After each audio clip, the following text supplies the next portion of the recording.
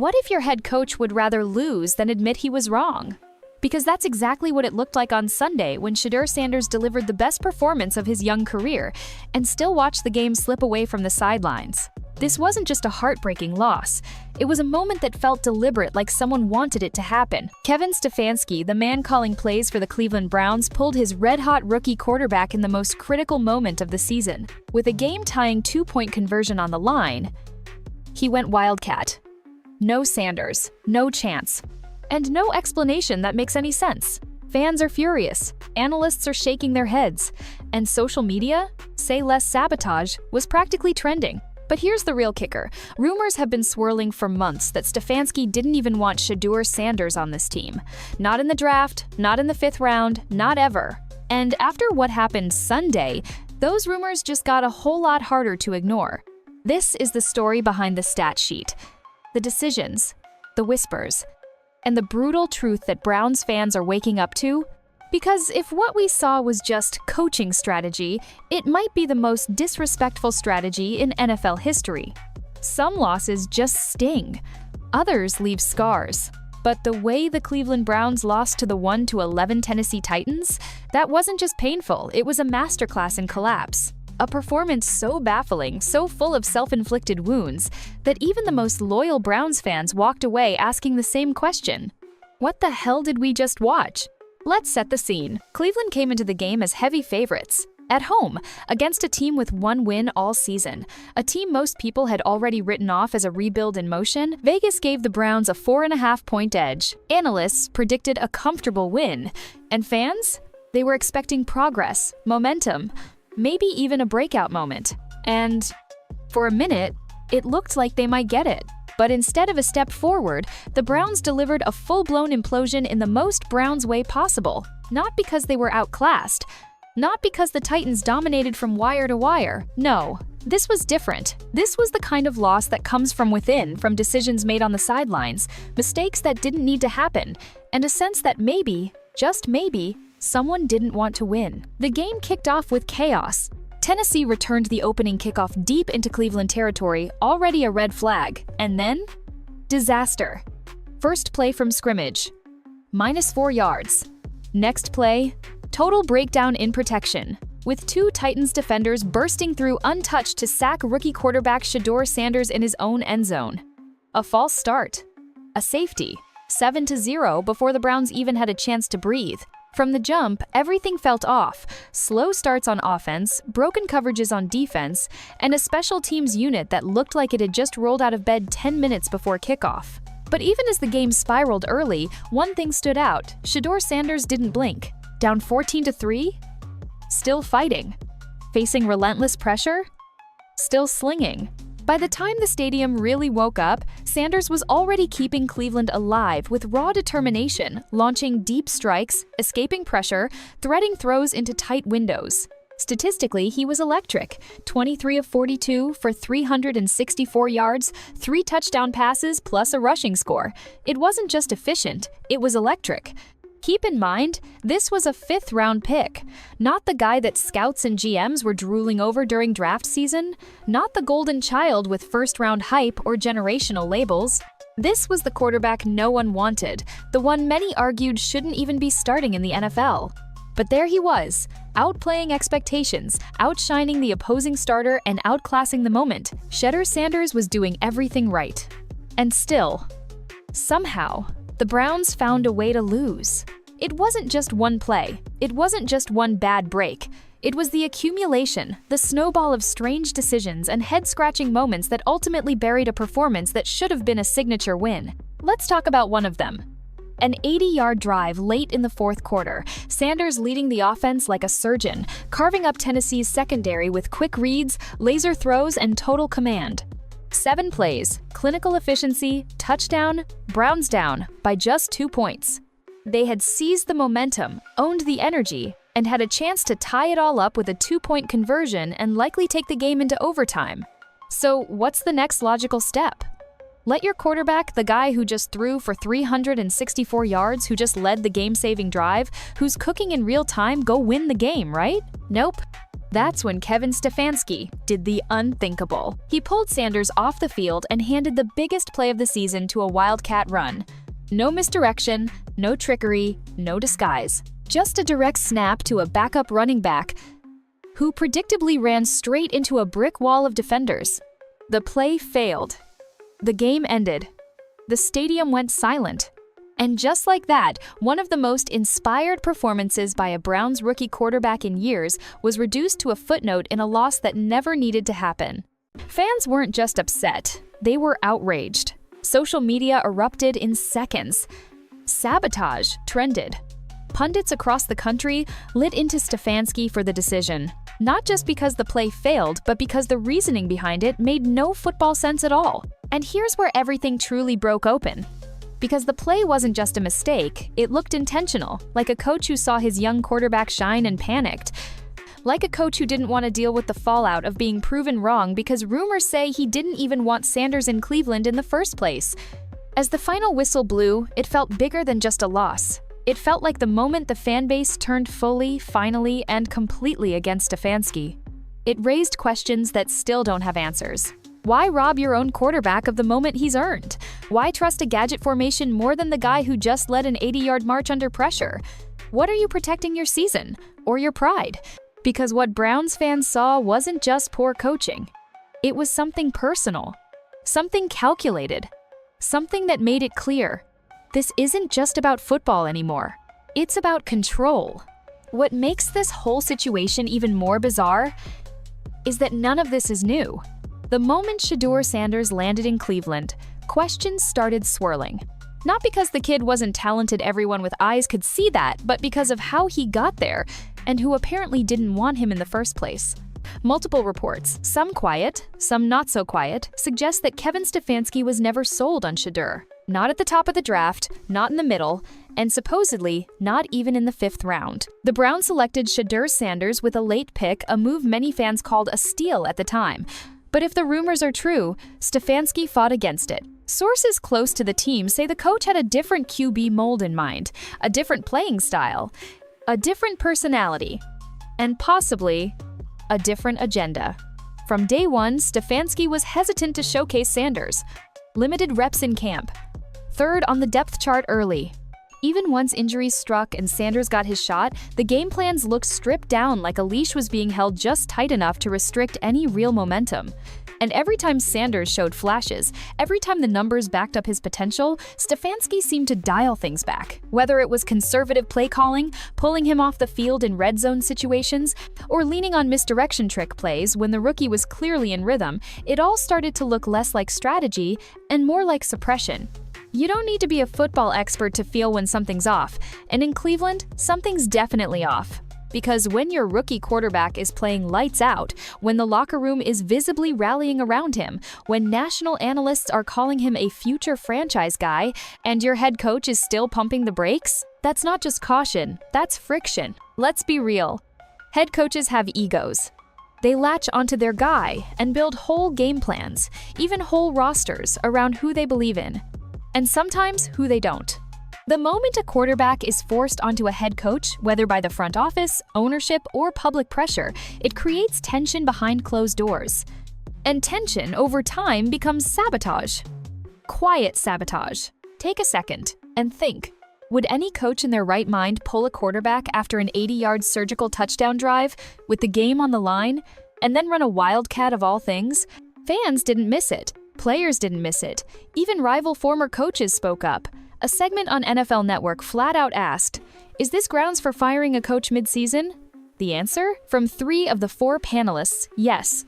Because you're not just dealing with a bad call at that point, you're dealing with someone who might be actively undermining his own quarterback to avoid being proven wrong. And Stefanski's pattern with young quarterbacks doesn't help his case. Tell us if this sounds familiar. Young QB enters the lineup, plays well, flashes upside, and then suddenly gets minimized, blamed, or outright benched. We've seen it before, and not just in Cleveland. But this time, the timing and intensity is different, because Sanders didn't just manage a game, he balled out. And he did it while everything around him was on fire. The O-line was a mess. The defense couldn't stop the run. Special teams handed Tennessee free yardage all day. And still, Sanders kept them in it. So you'd think a coach would step up, support his guy, double down on the hot hand. But instead, Stefanski bailed. And this is where the speculation turns into something even deeper. People around the league are starting to whisper that Stefanski isn't just mishandling Sanders. He might feel threatened by him. Because if Shedeur is the real deal, where does that leave Stefanski? The coach who didn't want him? The coach who barely trusted him? The coach who spent week after week trying to hide his own quarterback behind gimmicks and field goals? It's a bad look, and it might cost him everything. Because Shedeur Sanders didn't just win fans in Cleveland this week, he won believers. Across the league, GM desks, film rooms, players, analysts, everyone saw what happened. Everyone saw Sanders hang 364 yards and 4 total touchdowns on a defense that had been average, sure, but still NFL speed. And everyone saw Stefanski pull the plug at the worst possible time. It's not a good sign when your play gets more coverage than the final score. And it's not a mistake when that same play makes fans question whether the coach even wants to win. One moment, one decision blew this quiet war wide open. If Stefanski's job wasn't already on the line, it is now. The truth is leaking. The locker room's talking. The fans are done being silent. Because when your quarterback plays like that, and you leave his cleats on the sideline with the season in the balance, you're not just making a bad call, you're making a statement. Let's take all the drama surrounding coaching decisions, locker room tension, and rumors and set it aside for just a moment. Because when you strip it all down, Shedeur Sanders absolutely delivered.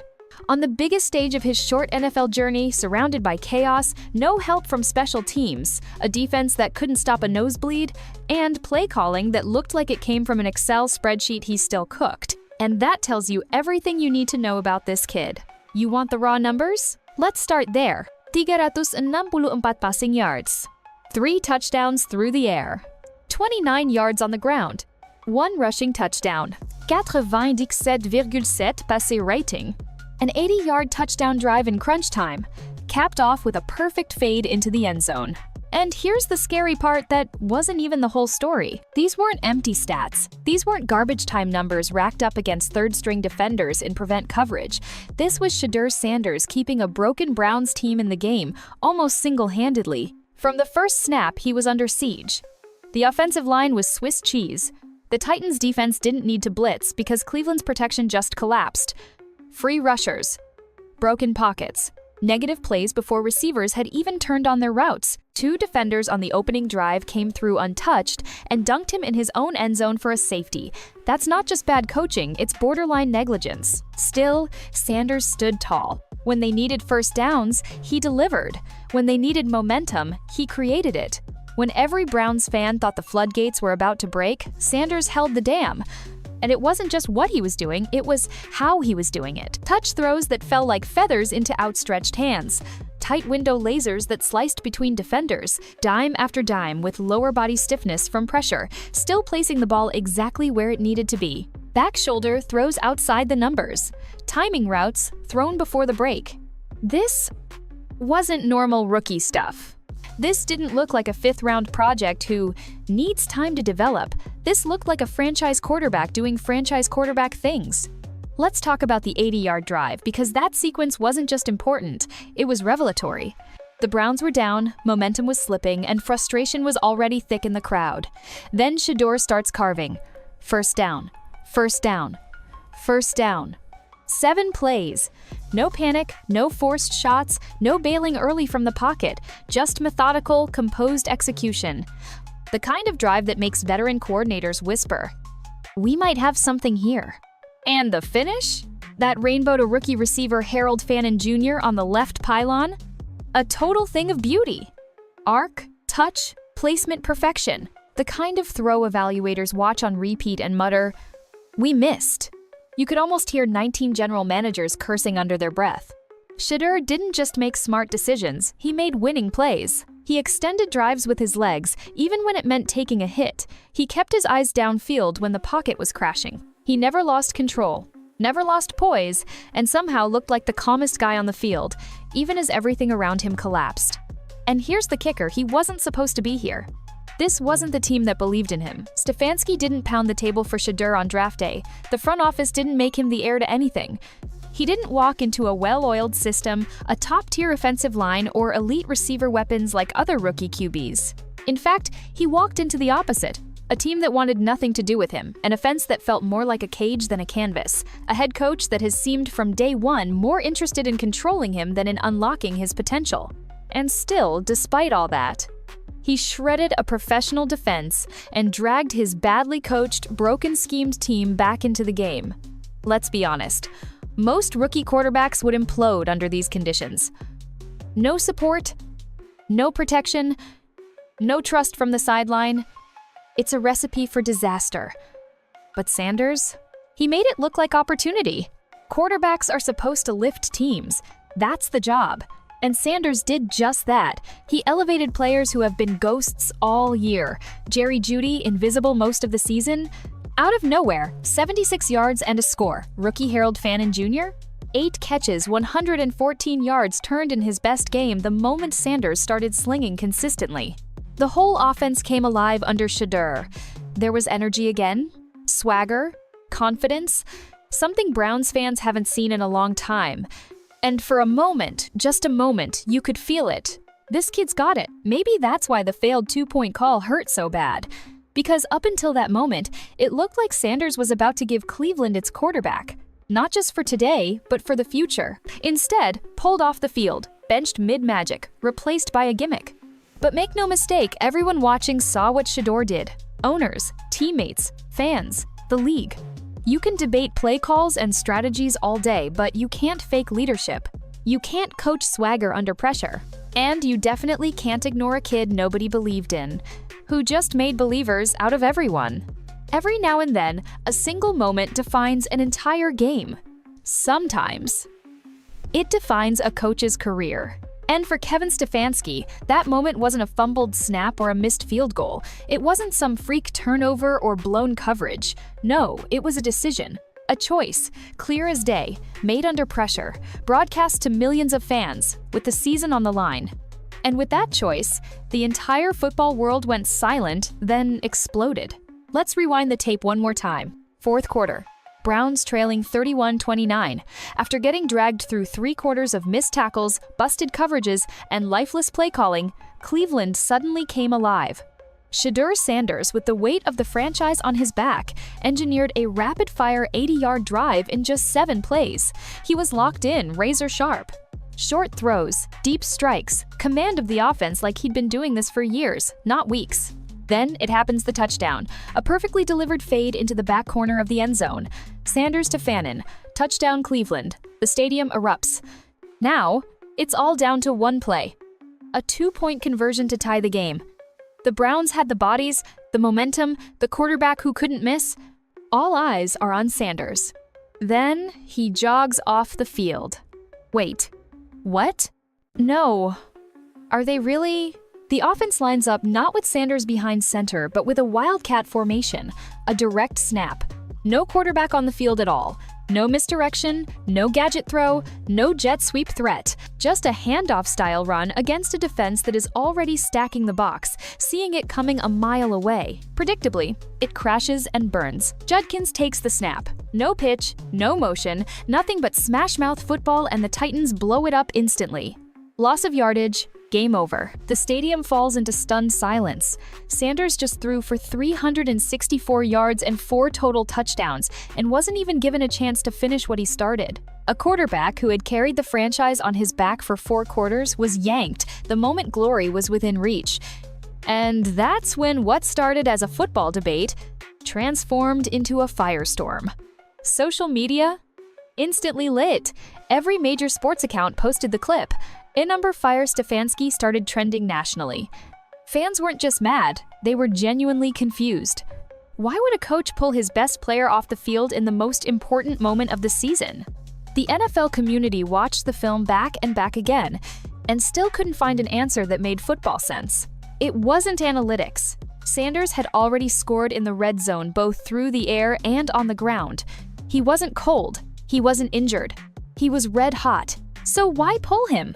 Why bet the entire game, no, the entire season on a gimmick formation that hasn't worked since 2010?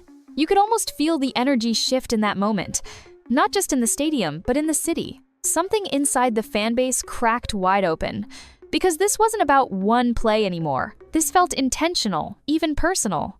And for many Browns fans, that moment confirmed a growing fear. Kevin Stefanski doesn't trust Shedeur Sanders. Not just tactically, not in a rookie learning curve kind of way, but fundamentally, emotionally, personally. It's been said behind closed doors. Whispers in the media, repeated online like gospel. Stefanski didn't want Sanders, didn't advocate for him, didn't plan to build around him. He had other quarterbacks on his radar, other styles, other attitudes. Shedeur wasn't his guy, and now fans are convinced. That's why he keeps pulling stunts like this. Because this isn't the first time Sanders has been pulled off the field in critical red zone moments. It's happened before, repeatedly, and it always raises the same question. What are we doing here? You don't bench your best player in crunch time if you believe in him. You don't outsmart yourself when a quarterback just led you on a perfect drive. You don't sabotage the momentum to prove a point. Unless that point matters more to you than the win. That's where the coach versus quarterback war boils over. This wasn't a mistake. It was a message. A statement from Stefanski, intentional or not. I don't trust Shedeur Sanders to win this game. I don't want this quarterback to be the hero. I'd rather lose my way than win with him. And maybe the most painful part of all? The Titans defenders mocked Sanders the entire game. They taunted him, hit his signature celebration after scores, dismissed his throws with shrugs. And still, he responded with one of the best games from a Browns rookie in franchise history. He didn't crack. He didn't lash out. He did what great players do. He answered with production. And when it was all on the line, Stefanski didn't back him. That's the real betrayal. Not just a bad play call, not just conservative coaching, but a coach choosing ego over execution, pride over progress. It's not hard to imagine what that feels like in the locker room. You battle for 59 minutes, bleed on the turf, make magic under pressure, and when your moment comes, you get benched for a formation literally no one asked for. And if you're Shedeur Sanders, you stood up when no one thought you would. You balled out when the chips were down. And your reward was the bench. If Kevin Stefanski didn't lose the locker room after that, he definitely lost the room watching at home. And that one moment, that one snap from a Wildcat nobody believed in, just might become the final moment of his Browns career. In the hours that followed the game, something changed. This wasn't just another loss. This wasn't just another classic Browns meltdown. This felt different. More calculated, more personal. And that's when the word nobody wanted to say, but everyone had been thinking finally exploded into the conversation. Sabotage. Theories started flying within minutes of the failed Wildcat play. Not random social media hot takes, but actual sports analysts, beat reporters, and former players stepping in front of cameras asking one simple question. Was Kevin Stefanski trying to lose? It sounds extreme. It sounds conspiratorial. But after watching that game, and especially the decision to bench a red-hot Shedeur Sanders in the biggest moment of the season, it's hard to come up with an answer that doesn't include intent, because no one could explain it. Not analysts, not fans, not former coaches, certainly not Stefanski himself, who gave a vague, half-hearted answer in the post-game presser that only made things worse. He called it a calculated risk based on the look the defense was showing. But what look justifies taking your best player off the field with the season on the line? There wasn't a chart on earth that made that decision make sense. And that's where the ideas started to shift from bad strategy to personal agenda. Theory Hasson. Stefanski never wanted Shedeur Sanders. This one's been floating around since draft night.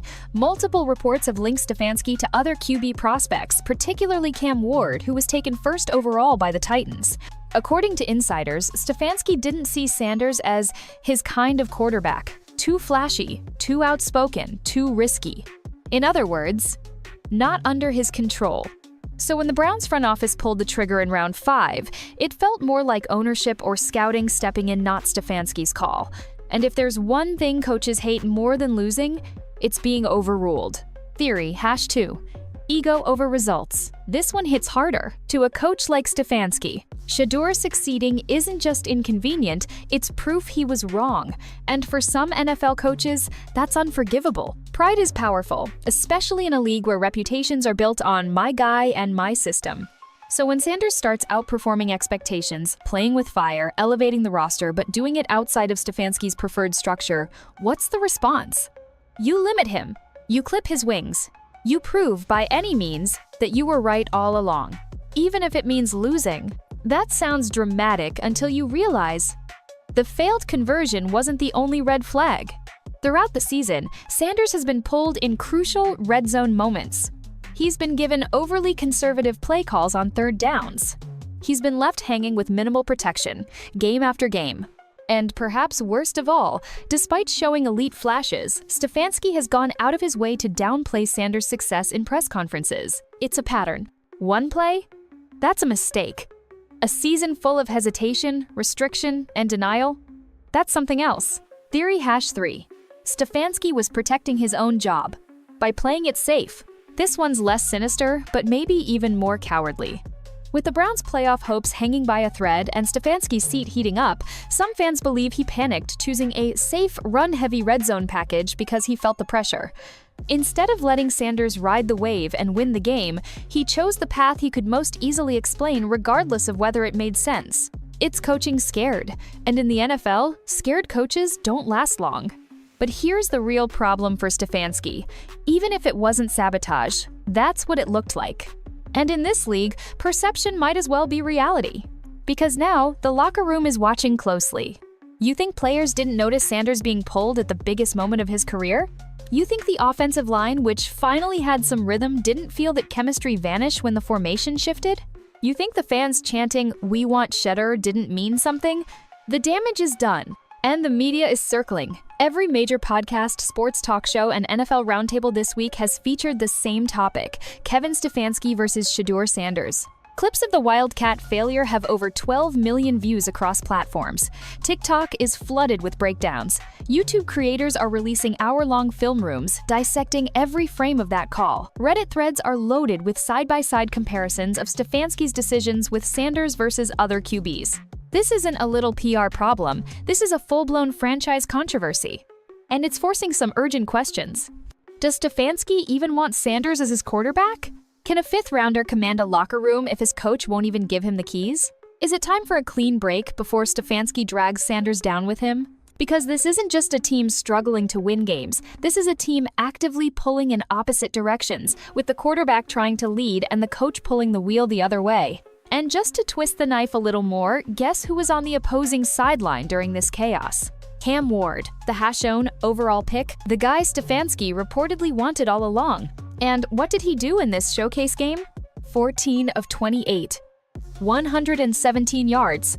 1 touchdown. 0 momentum. While Sanders rolled up over 360 yards, 4 scores, and nearly brought his entire team back from the dead, Ward couldn't break 120. That's not just ironic. That's a spotlight blinding, brutal, and impossible to ignore. So the theories aren't just gossip at this point. They're evidence-based speculation built on patterns, decisions, and a game that exposed everything people had been whispering.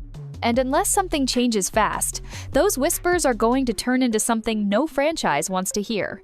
You're wasting another quarterback. Let's take a closer look at one of the most underreported but most damning parts of this entire saga. While Shedeur Sanders was lighting up the Titans' defense for 364 yards, 3 touchdown passes, and a rushing score, there was another quarterback on the same field, the one who wasn't just drafted top 10 or top 5, he was the #1 overall pick, Cam Ward. The guy NFL scouts called a generational leader.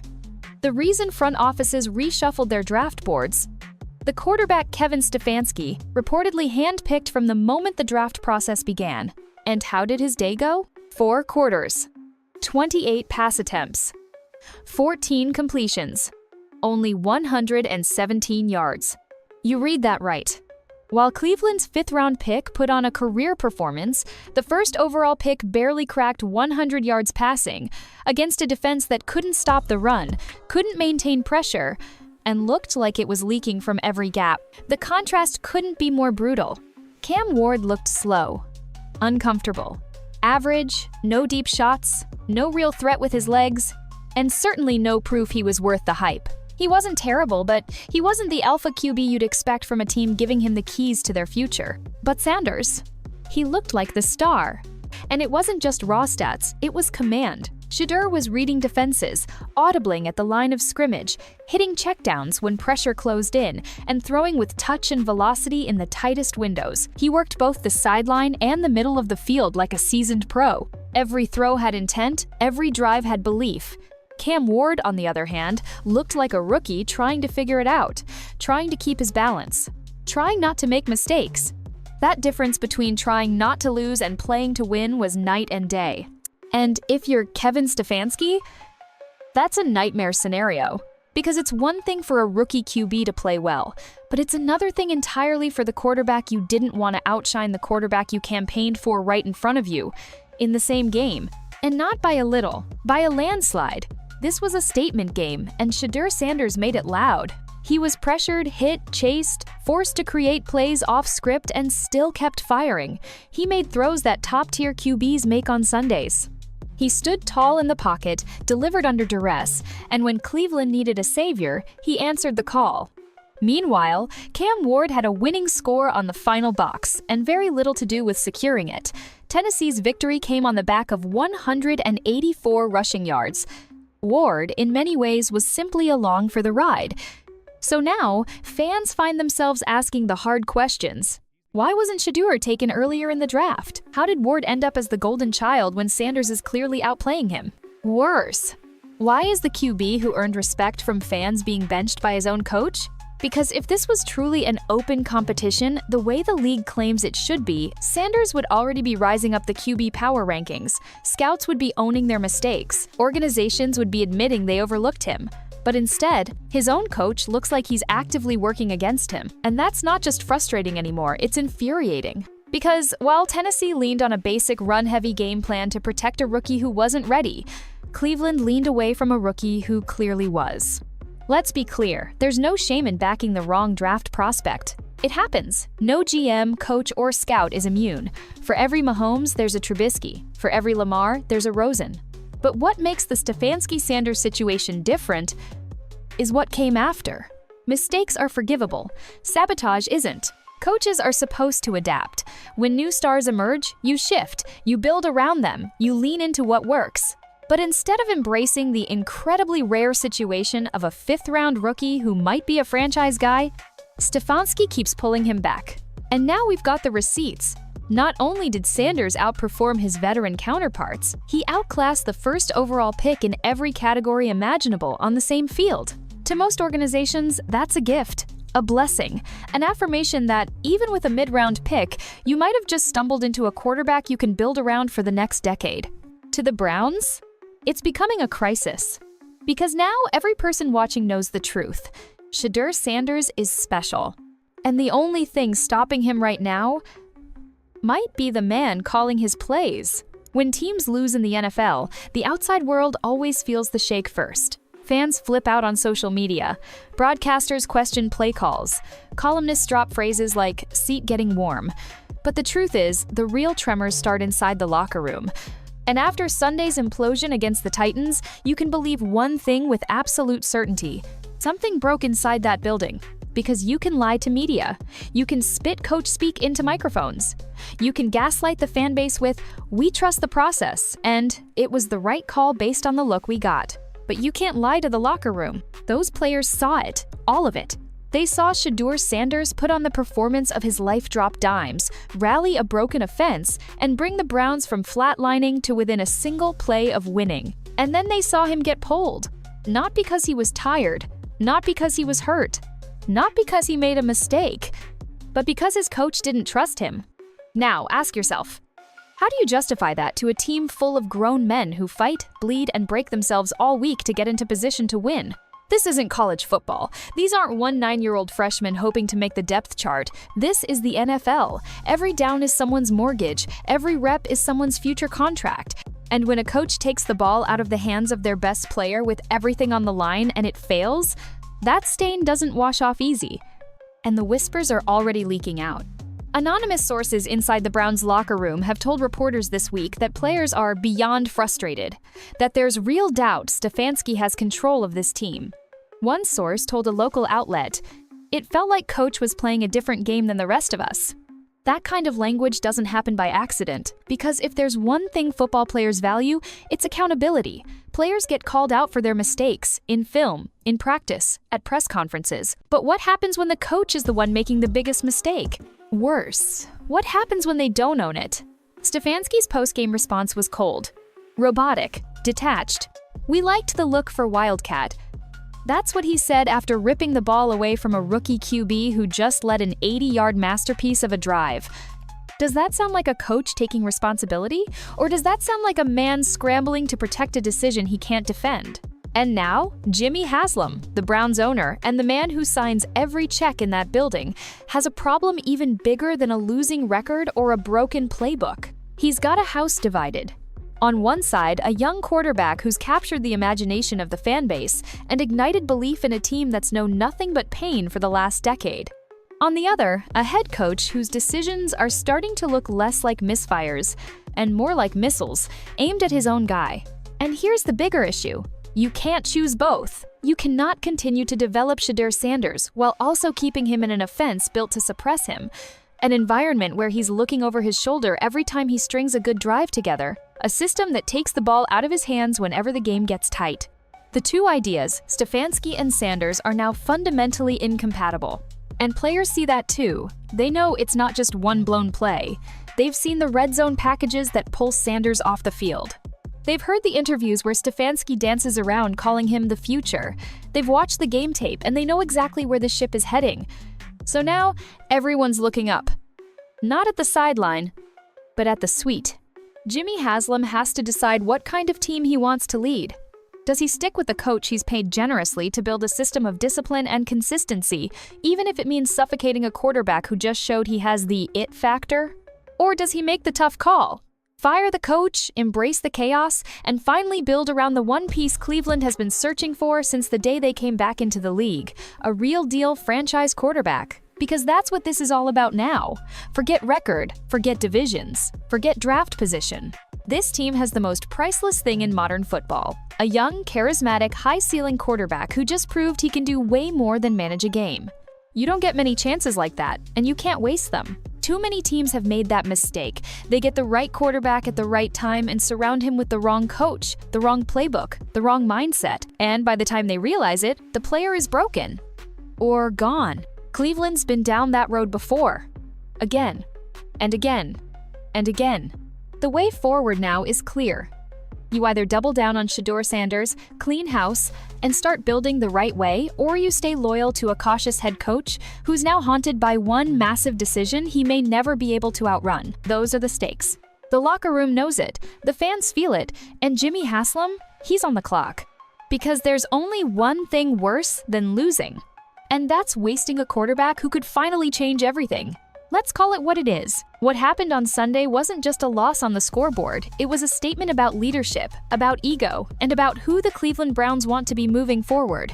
Because there are two forces inside this franchise, and they are pulling in opposite directions. On one side, you have potential, fire, raw talent.